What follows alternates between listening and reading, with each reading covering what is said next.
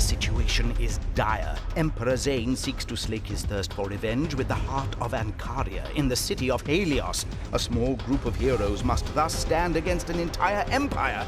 The time for resistance is now. Hi there, it's Kevin Van Ord standing in for reviewer Brett Todd to tell you about Sacred 3. What's in a name? If you take the example of Sacred 3, pretty much nothing.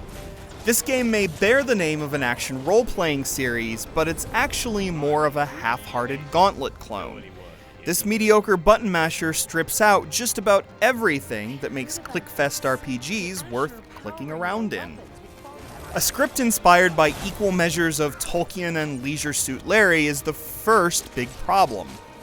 At first, it seems like you're stepping into the brawny boots of the usual hero in the usual Elves and Orcs saga. The fate of the realm of Arcania is at stake here, and Lord Zane and his Ashen Empire are pillaging towns. Innocents are being slaughtered. Undead are rising. Weirdly enough, though, these events are all played for laughs. This is one of the most aggressively obnoxious games in recent times. Comments by friends and foes alike consist of out-of-place observations and terrible sex jokes that even Beavis and Butthead would find embarrassing.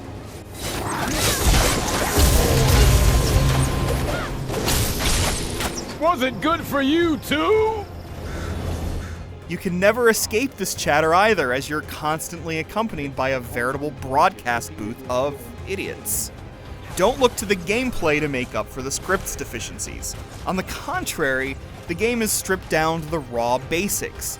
There are just 4 different types of characters to choose from at the start of the game, all fantasy archetypes. None can be customized before delving into the campaign, either alone or with 3 others.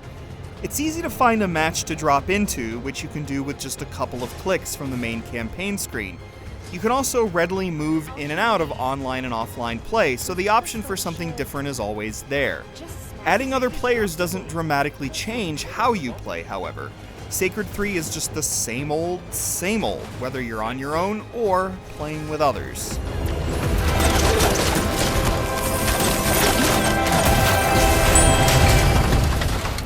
Character progression is weak. There are no loot drops during combat, and there's no inventory.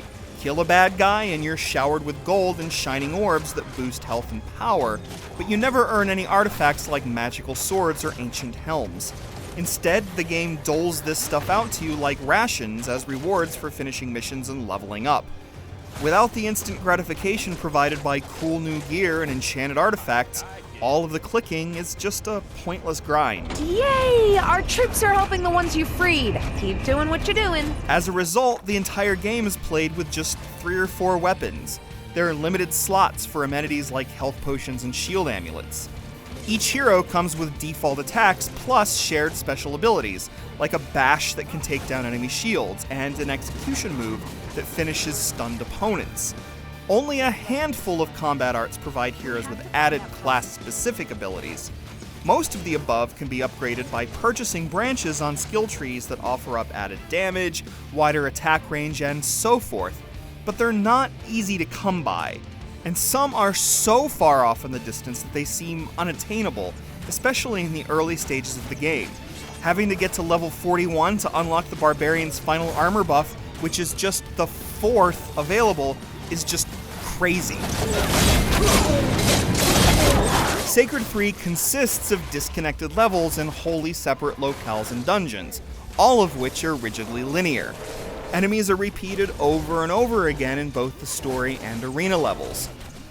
Much of the enemy horde consists of goblin-like monsters, giant spiders, trolls, and the like, although occasionally you get thrown a curveball like gross puking zombies and ice creatures. And when the rogues gallery gets changed up, most of the differences are only skin deep, as all enemies seem to rely on just a few types of attacks.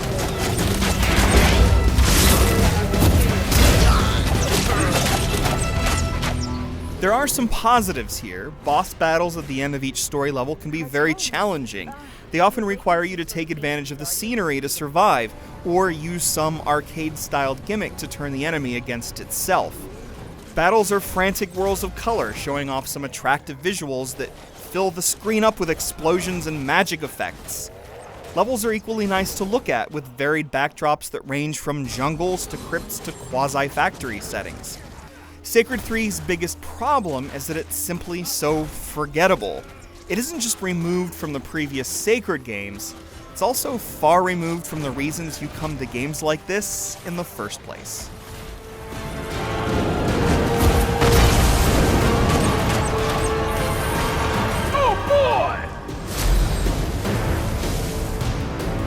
My beloved Gloria, we destroyed 20 cities together.